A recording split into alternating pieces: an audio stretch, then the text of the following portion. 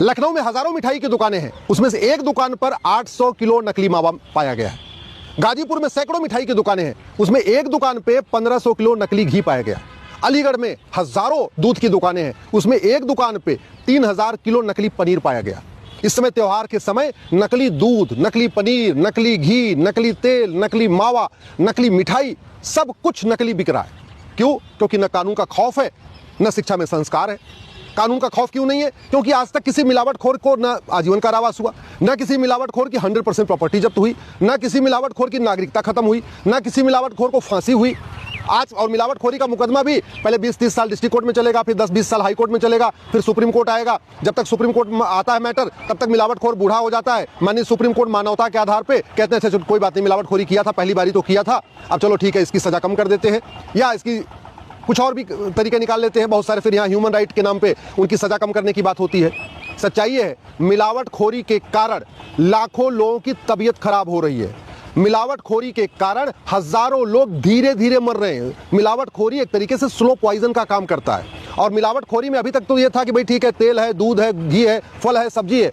अभी तो दिल्ली में टूथपेस्ट का नकली टूथपेस्ट मिला है। इनो जो लोग पीते हैं, लोगों को पेट में कोई दिक्कत आती है, लोग इनो पीते हैं, नकली इनो मिला है।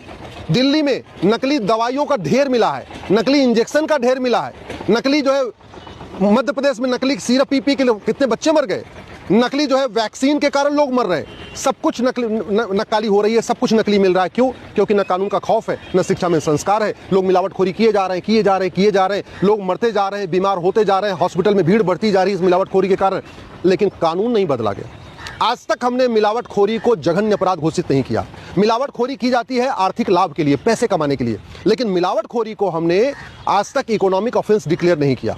मिलावटखोरी के कारण लोगों की जान जा रही है, लेकिन हमने मिलावटखोरी को जघन्य अपराध घोषित नहीं किया। जबकि नकली शराब से कितने लोग मर चुके हैं, नकली इंजेक्शन के कारण कितने लोग मर चुके हैं, नकली कप सिरप पी के कारण तो बच्चे अभी मर ही रहे हैं मध्य प्रदेश में, जो वो सिरप बना था जो है तमिलनाडु में।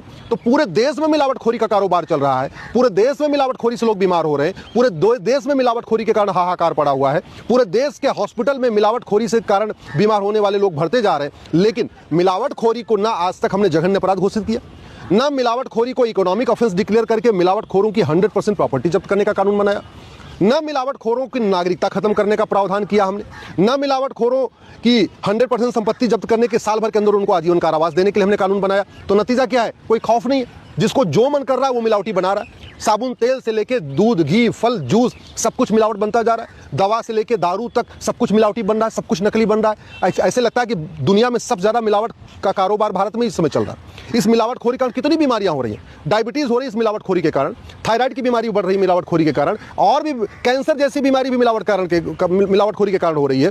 फेफड़े की बीमारियां मिलावटखोरी के कारण हो रही हैं। सब कुछ चल रहा है, लेकिन आज तक हमने कानून का खौफ नहीं पैदा किया है और लोग इससे बहुत परेशान हैं। मैं सरकार से निवेदन कर रहा हूं कि सबसे पहले मिलावटखोरी को जघन्य अपराध घोषित करें।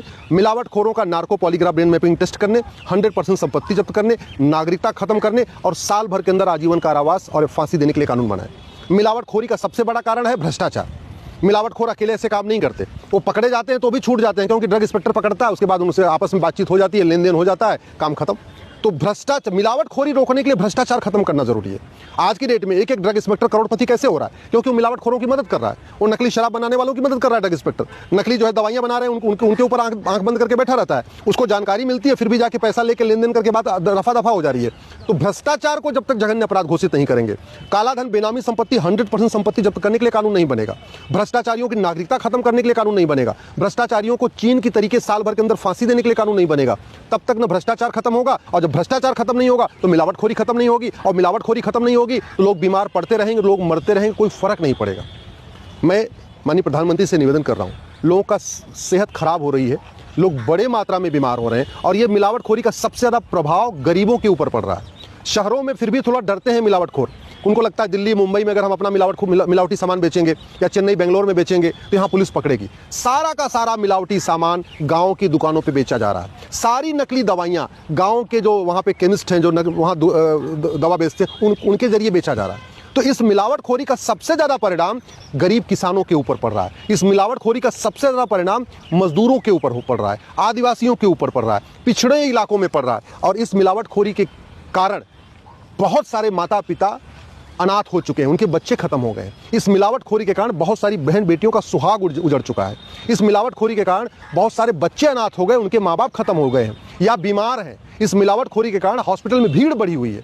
फिर भी मिलावटखोरी के ऊपर न तो संसद में चर्चा हो रही है, न तो सुप्रीम कोर्ट में चर्चा हो रही है, न तो टीवी में चर्चा हो रही है, न इसके ऊपर कानूनों को बदलाव के ऊपर चर्चा हो रही है। इसलिए मैं सरकार से भी निवेदन कर रहा हूँ, मिलावटखोरी के ऊपर कठोर कानून बनाएं और माननीय सुप्रीम कोर्ट से निवेदन कर रहा हूँ कि ये सुनिश्चित करें कि मिलावटखोरों को साल भर के अंदर सजा मिले।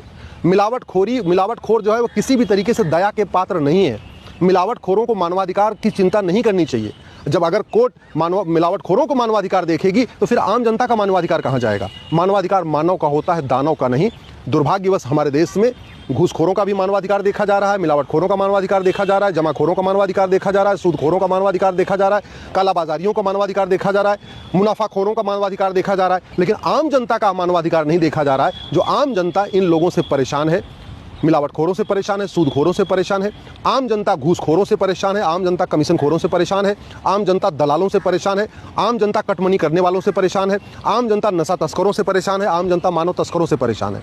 आम जनता के ह्यूमन राइट की चिंता नहीं है, हाँ चिंता अपराधियों की है।